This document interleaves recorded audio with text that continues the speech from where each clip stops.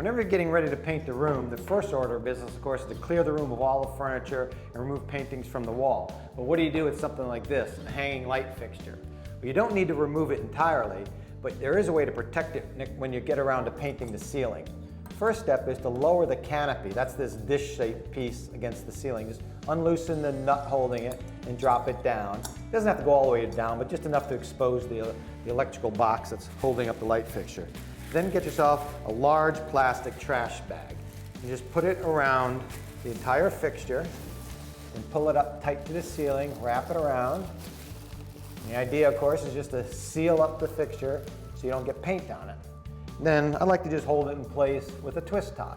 You can use tape, but a twist tie is easier to install and easier to take off without damaging the bag. Now when you do this, be sure to take the light bulbs out of the fixture. This way, in case someone accidentally turns on the light, it might heat up and burn the bag. And now you just keep the bag in place, paint the ceiling and the rest of the room, and you won't get any paint on your light fixture.